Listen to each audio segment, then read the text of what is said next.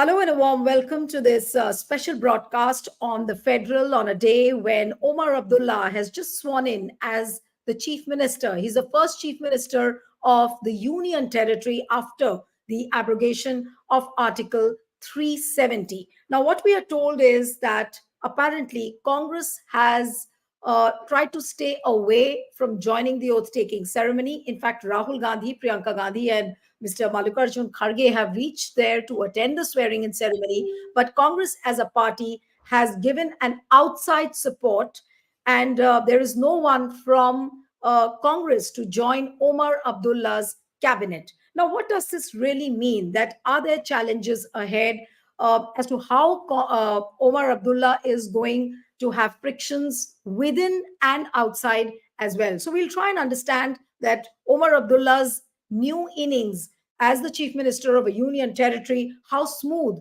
or how rough is it going to be? Can he really do that tightrope walking? So we try and discuss all of this. Joining me now is Anil Anand, very, very senior journalist and political commentator. Thank you so much, Anil, for joining. We have Puneet Nicholas Yadav, a senior editor from the Federal. Thank you so much, Puneet, for joining. And let me begin with Anil. Now, Omar Abdullah has sworn in as the chief minister. But what are the immediate challenges which you see? And of course, the first point that, the Congress is giving an outside support. Yes. Anil, I think you'll have to unmute yourself. I think you were saying something. Yes, I was talking about Congress giving an outside support. Yes, Anil. You're not audible. Have you unmuted yourself?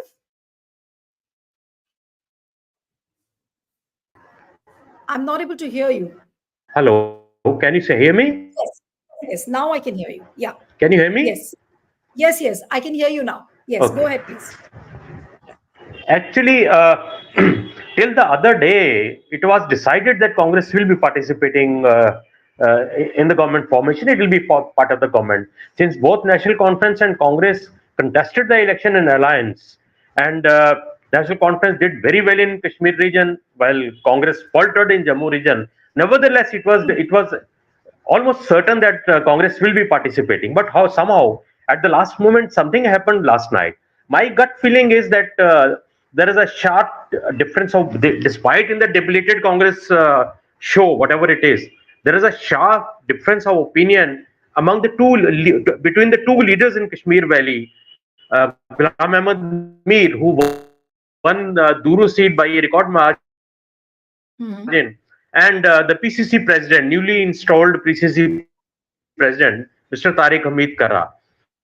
Perhaps that difference, just to cover that up and not and just to see that last minute problem is not created, the show is not somewhere the Congress High Command took a decision to stay away from the coalition for the time being. Let the government be formed. Let us support it from outside. Let us observe the performance of the. In the meanwhile, we will decide within our own house who will be the minister and right. and what all about our issues will be. Right. But what I want to understand from you, Anil, is that JKPCC chief, Mr. Karra, whom you were mentioning, his statement has come out and he's spoken to PTI where he's saying that Congress won't join the Council of Ministers in J&K for the moment. Party is unhappy that statehood has not been restored. Now, this is what he has to say. Now, how does one, I think Anil has got disconnected. So with the same question, Puneet, I'll come back to you. What would you say to Mr. Karra's comment? He's saying that the statehood has not been restored. And is that the predominant reason why they've chosen to stay out of the government? Yes, I think let's take a reaction from Anil. He's back, and then I'll come to you. Yes, Anil. So Mr. Karra has said that, the statehood has not been restored, and that predominantly is the main reason why Congress is choosing to stay out of the government. So could that be the reason, or some other underlying reasons are there, which are still off the record? Yes. Political leaders are past masters in developing arguments, in finding excuses, in finding a way out. Patli gali mein se kaise wisdom has found out that since statehood is not, it was clear till last evening that statehood has not been granted. You contested the election. You entered into the fray, despite knowing that statehood is not being guaranteed by the center, and it will happen if it happens at a later stage. So Mr. Kara should have thought of a better excuse, according to me. It is total naivety on his part, having put in 40, 50 years in politics and coming from a political family. I don't know what Mr. Kara thought and what his wisdom told him to say this. That since statehood is not granted, if the center refuses to grant statehood, will Congress stay out of the government for all time to come, all the 5 years? I don't know. I'm really shocked by Mr. Kara's statement. Right. You have a merit in what you're saying, but Puneet, I'll come to you now. The central leadership of the Congress is also very, very tight-lipped. Till last evening, nobody was saying anything as far as the oath-taking ceremony is concerned. People were not sure whether they will attend or not. Then all of a sudden, we came to know that Mallikarjun Kharge and Priyanka Gandhi and Rahul Gandhi will be attending the ceremony. But there was no word on whether Congress will be part of the government. In fact, till late evening, we were hearing that maybe Ghulam Ahmad Mir would be made one of the cabinet ministers. So what has really gone wrong? Because you were in touch with a number of Congress leaders. Have you been able to find out as to what has really gone wrong? Well, what has gone wrong, to add to what Anil Anand was pointing out a while back, what has gone wrong is that the Congress, on the best of its days, is a party of indecision. And certainly right now in J&K, it's not its best day. These are the worst of its days. So the indecision is even more crippling. There is, as you said, yes, till last evening, there was a sense that Ghulam Ahmad Mir will be the lone Congress MLA inducted as a minister. Most people had been, people covering the Congress beat, people covering J&K had been, given hints that, and this is interesting because nobody had a clue of who from the National Conference will join the government.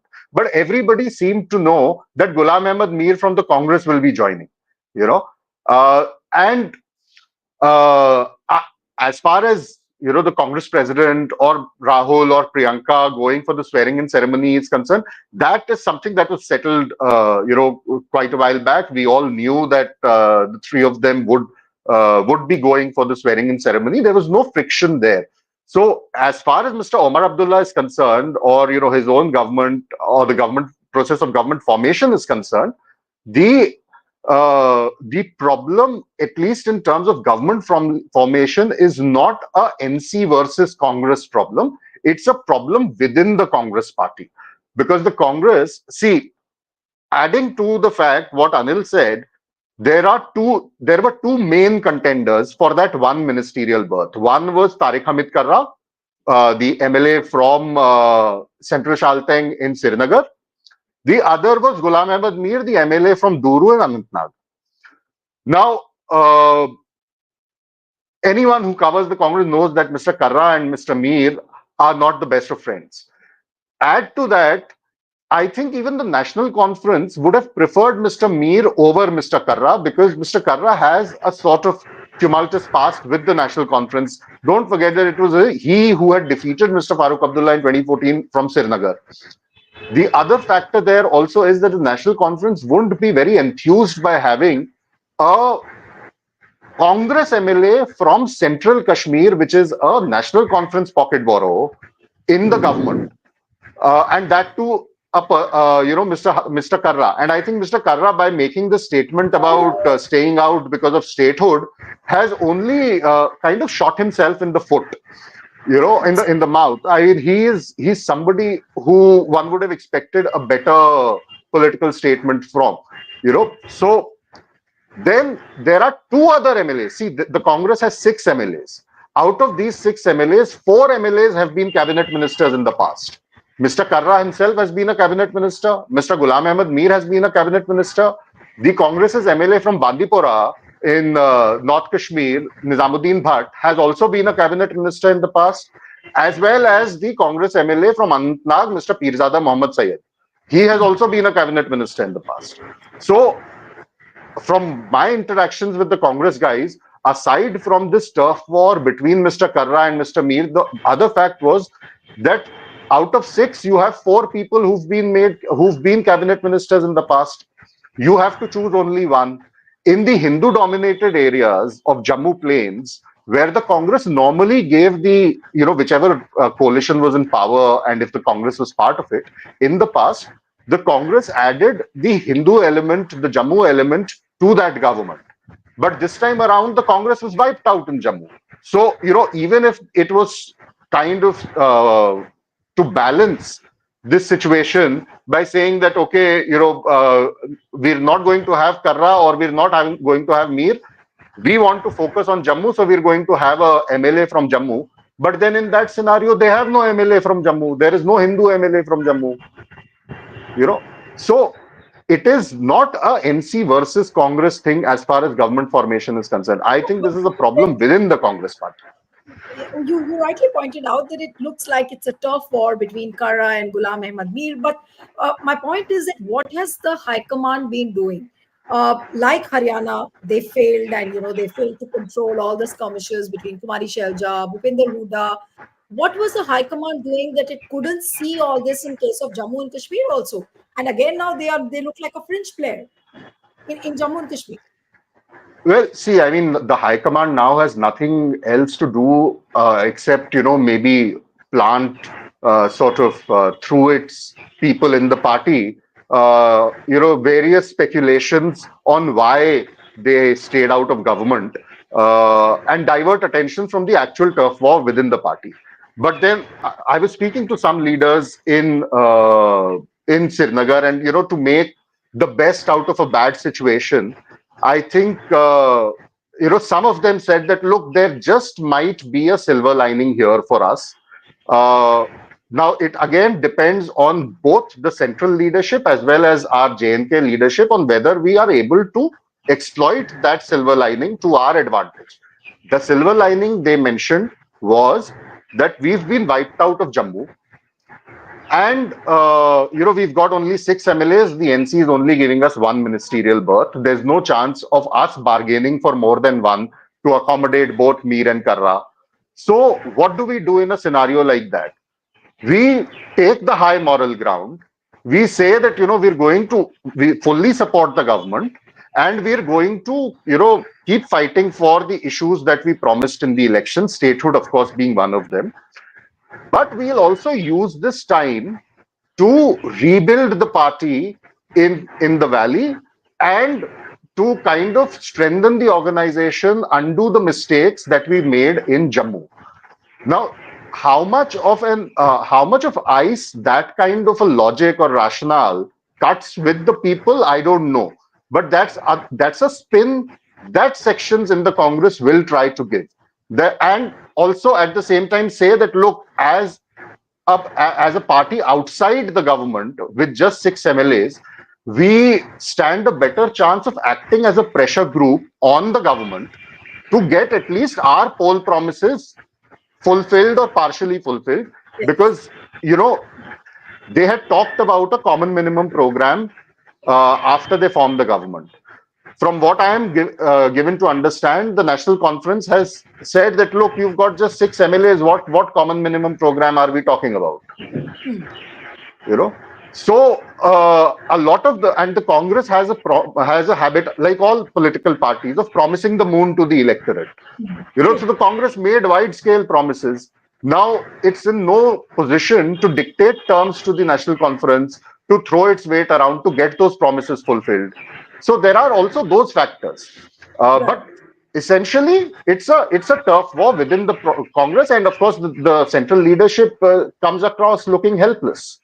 Right, absolutely. Now, Anil, coming to you, how long do you see this kind of a relationship? I mean, how long will it last, the relationship between National Conference and Congress? Now that with 6 MLAs, they will just give an outside support. What Puneet was saying, that they will act more as a pressure group so that whatever they have promised to the people gets fulfilled. So what is the kind of relationship we see between National Conference and Congress in the coming days or in the coming months? Yes. It sounds very interesting that they'll act as a pressure group. But what is the guarantee that the six of them will stay together and remain in Congress? The situation is so fluid, and the national conference is on the uprise. They have 40 plus seats of their own. Independents are supporting them, and then BJP you can't discount. They have 22, 29 MLAs. They will also be playing their cards. I don't know whether their BJP MLAs participated in today's swearing in ceremony or not. I couldn't get a confirmation because their acting president had yesterday given a very vague statement when the pressman asked him whether the MLAs will be participating in the swearing in ceremony or not. He said yes, they have all received invitations for the ceremony, but it is their conscious decision or an individual decision whether they have to participate or not. Can such a situation work in today's BJP, where an individual, an MLA or a minister is taking an individual decision based on his or her conscience? That's impossible to say. So that also reflects some kind of some machination which can work somewhere else also. So the six-member group of Congress legislators will be very vulnerable. I think Congress has committed a blunder by not participating in the government. That could have acted as a glue. That could have I acted as a glue. Yes, I was just another. looking. I was just sorry to interrupt you. I just was looking at the tweet, and Prime Minister has congratulated Omar Abdullah just 13 minutes ago. So you were saying that where are the BJP MLAs? At least Prime Minister has taken the lead. He's No, congratulated Prime Omar Minister. Abdullah. Prime Minister has to ritualistically do it. Whether he does it from the heart or just a lip service, one can't say. Only he knows it. I'm talking about the participation of the MLAs, which would have been in.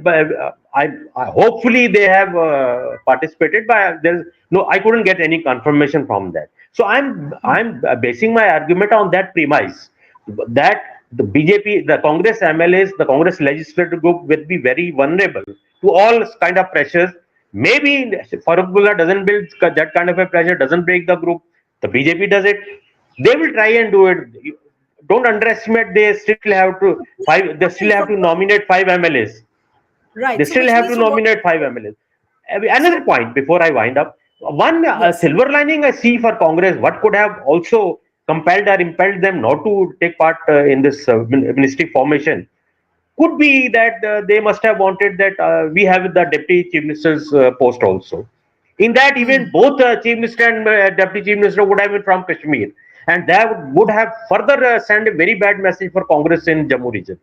It is not in their hands because no, right. yes, what one chance Congress lost. That chance was Satish Sharma when he contested as a rebel congressman after his victory. He was keen to get back to the Congress, but the Congress local managers, the local satraps, the self-styled leaders, they were not willing to take him back. They thought हम तो सब जीत रहे हैं, तो ये एक आएगा और मिनिस्टर हमारी बर्थ भी ले जाएगा, तो इसको क्यों दें हम? Why should he become Right. our leader?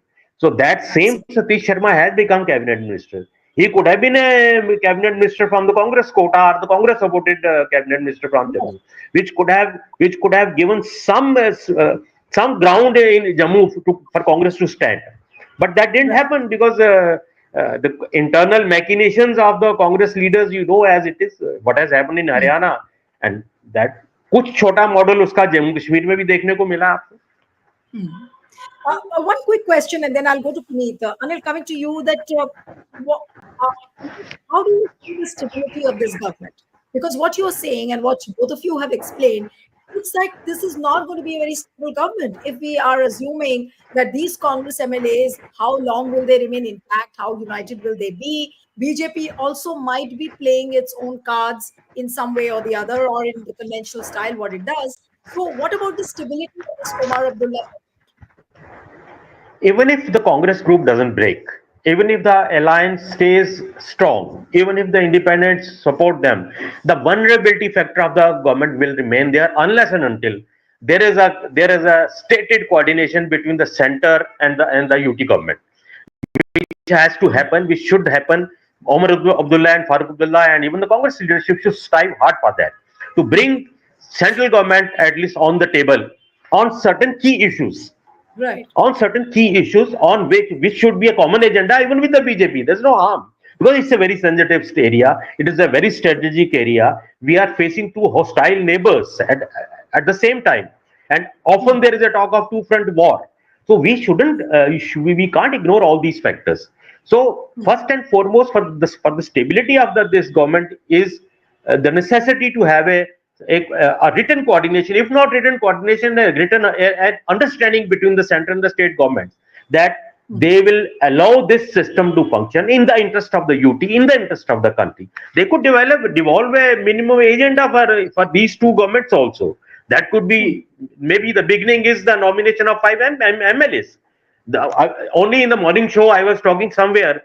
They should have a consensus who could be the Kashmiri Pandit nominee as MLA, who could be the POK refugee or the West Pakistan refugee who have been given one of them has to be nominated. Who could be that? And why not make them ministers?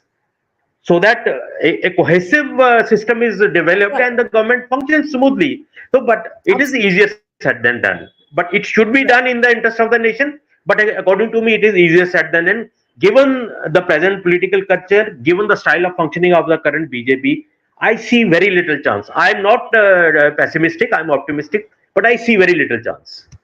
Okay.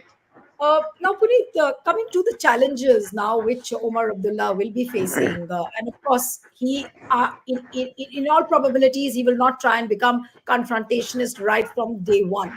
And he did say that he'll try to bring things together. Even Manoj Sinha sounded very positive that he was not going to become confrontational. So, what is the kind of innings you see? And of course, with all the challenges around him, is it really going to be a tightrope walking, which Omar will have to do on various issues and on various fronts? See, Neelu, in politics, we never go by what leaders say. It's unfortunate. It suggests a trust deficit, and a widening one at that, between the people and the political masters. But the fact is, you can never believe what a political leader is telling, particularly if he's saying it on record. You know, that's the sad truth. If a political leader says something on record, all the more reason to doubt it. You know, so yes, More so for if it public happens to be consumption. Jammu and Kashmir. More so when it is Jammu and Kashmir, absolutely. And so, while it is all right, and it is, maybe a welcome thing for the chief minister and the lieutenant governor to be making these conciliatory statements in public, what will actually determine the fate of JNK and its newly elected government is whether they will actually walk the talk. Now, see, today, the oath taking happened. 4 days back, I am given to understand the lieutenant governor passed an order setting up a services commission for JNK. Now, that is something that they would have anyway had to set up because it is now a UT. And in UT, the cadre is determined by, the transfers, postings, all of that, go to the center. But then to have waited all this while for bringing out an order just before the government of the day is sworn in sends a bad message. It almost makes people think that, look, they're trying to snatch powers, because the layman does not understand the nuances of how these processes unravel. And services, we have seen the issue of services in Delhi have played out so badly for the Aam Aadmi Party and the LG and center. So whether Mr. Omar Abdullah will have his choice when it comes to the bureaucracy, whether the LG will create roadblocks there, we don't know. So as I said, saying something for public consumption is good. Mr. Omar Abdullah has been more than conciliatory. He made some good statements with regard to the Prime Minister. He said that he doesn't want a confrontation with the Lieutenant Governor. The Lieutenant Governor also said, I don't want to be confrontational. All that is fine, but will they walk the talk? The real challenge is not so much in the alliance. It is in terms of running the government of the day. The alliance, as Anilji pointed out, they have the numbers, at least as of now. Now, tomorrow, if the BJP tries to bring an amendment to the JNK Reorganization Act and says not 5 but 10 MLAs can be nominated, I don't know. They are fully capable of doing even that. But for now, the government has the numbers. It has 42 MLAs of the National Conference. 6 independents have extended support so far out of 7. 6 MLAs of the Congress party, and 1 MLA from the Aam Aadmi party, 1 MLA from the CPM. So they have the numbers, you know. So I don't think that is the issue of stability. The issue of stability is the equation between the center and the chief minister, the equation between the LG and the chief minister. Right. So that brings me to the question, Anil, that Apuri just mentioned about Delhi, that, it was like a permanent confrontation which we saw. So is Jammu Kashmir model of governance, is it going to become better than Delhi or worse than Delhi? I mean, what are the chances? And will BJP take that kind of a chance, given the fact that it's surrounded with hostile neighbors, and it will almost be like playing with fire if there is any political game up their sleeve? Look, indications are not encouraging. Like one of the orders which Puneet mentioned, there was another order just on the eve of the swearing-in ceremony yesterday evening, issued by the Lieutenant Governor, opening of 2 degree colleges in the district of Mr. Ravinder Raina, the president of the BJP, who lost election to Mr. Chaudhary, who is the deputy chief minister. So where was the hurry? I couldn't understand. Where was the hurry? You have to open 2 degree colleges. You, in any case, LG is all powerful there. Administratively, he has all the power. He could have opened 2 degree colleges, but it only shows the intention and the motive, which according to me are not positive. I hope, I pray that this thinking changes. Delhi is not created in Jammu and Kashmir. Delhi is a different kind of an entity. Delhi, despite all this controversy on administrative level, on other levels, on governance level, on MCD level, Delhi is a city-state. It's capital of India. It is central government is also sitting here. All power centers are here. Delhi could still survive and go ahead in whatever way, in whatever means it could go ahead. J&K is a different ball game, as I already stated. Its topography, its strategic location, everything. If you disturb the J&K, God forbid, how will our enemies react and act on it? So it onus now, according to me, lies on the center. Onus, according to me, lies on Prime Minister Mr. Narendra Modi to show his real statesmanship, to shun his narrow politics, to shun the BJP's, their eagerness to win every election and form government anywhere and everywhere, whatever by whatever the means, and let J&K progress it in a natural way. A mandate has come. Honor the mandate for some time. Give it some time. Let it grow. Let it happen. Lieutenant Governor is there. He has all the powers. Let there be a balance of powers between the two. Let to sustain the peace which has ushered J&K into by the current dispensation, settled dispensation.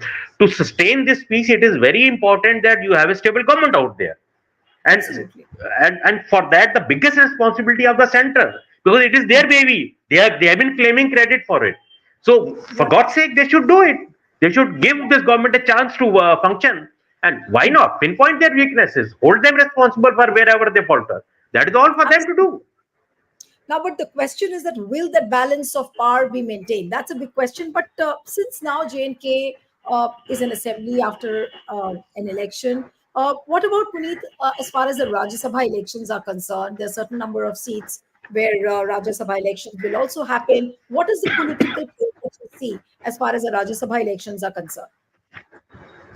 Yeah, I think that is also something that will give you an indication, perhaps in not in administrative terms, perhaps, but in political terms, on what the BJP wants to do with J&K.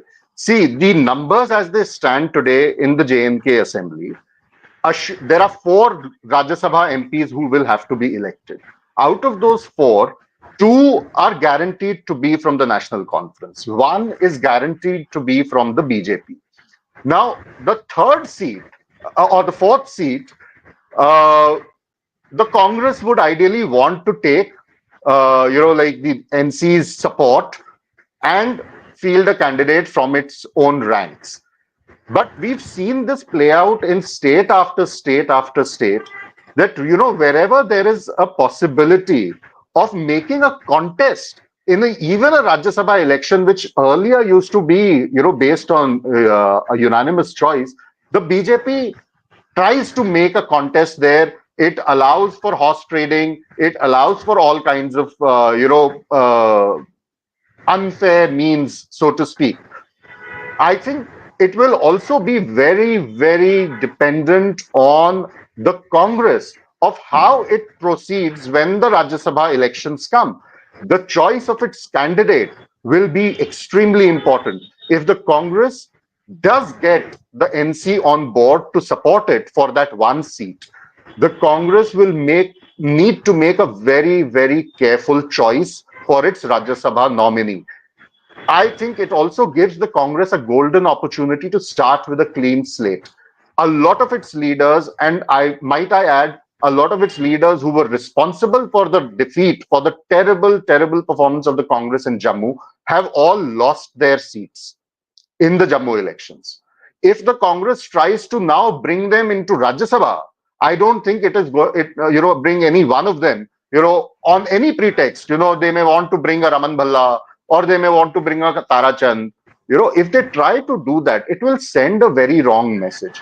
I think it will give the Congress a chance to start with a clean slate. Why not go in for a very credible person who doesn't have this kind of a baggage? In the run up to the elections, they made a gentleman, Mr. Mohinder Bhardwaj, who's a lawyer, a very well respected guy. He's got a sort of respect across the aisle, including people from the BJP. He wanted to contest the assembly elections. He was denied a ticket. For what reasons? Only the Congress leadership can explain. Then he was made acting working president of the party in the run up to, in the process of the elections. He's a Hindu. He comes from the Jammu Plains. He's somebody who enjoys credibility across the aisle. He's not someone who comes with the baggage of the current crop of Jammu leaders of the Congress. And I don't think that the Congress is going to get a leader from Kashmir anyway to send to the Rajya Sabha. So why not, push for a clean face, a fresh face from Jammu, and then try and because of the way factional fights play out in the Congress. We've seen that happen, in the case of Abhishek Manu Singhvi in Himachal. So it also then, when you bring in a fresh face, it is easier for the Congress to, sell the fresh face than to bring in somebody who already has that baggage of camp politics, of, all that. So, I'm just suggesting, I just gave one name off the top of my head. There may be quite a few others. Right. But the Congress will need to make a very strategic, a very clean choice, because I don't think the BJP will let it go without a contest. And if the BJP pushes for a contest, then the game is open when it comes to Rajya Sabha elections for all kinds of horse trading. And you have several independents, including those who've been sworn in as ministers. You've got other independents who are supporting the government from outside. Will they cross vote? So there may be that ugliness. So I think the Rajya Sabha elections will be very crucial. Okay, crucial and interesting as well. Your final thoughts, Anil Anand, before we wind up the show, that this tightrope walking which Omar Abdullah has to do now, whether it is within his own system or whether it is externally with the LG, with the center, how crucial is this innings going to be, and how will he really? What are you expecting out of him now in the few weeks, or maybe in the immediate first or the second week? I'll touch 2 points. One is from the coalition point of view. The Congress, Puneet very rightly said, Rajya Sabha election is very crucial. And Congress should use it as a starting point, as a rebuilding, starting of the rebuilding of the party in Congress, which has been totally decimated in this election.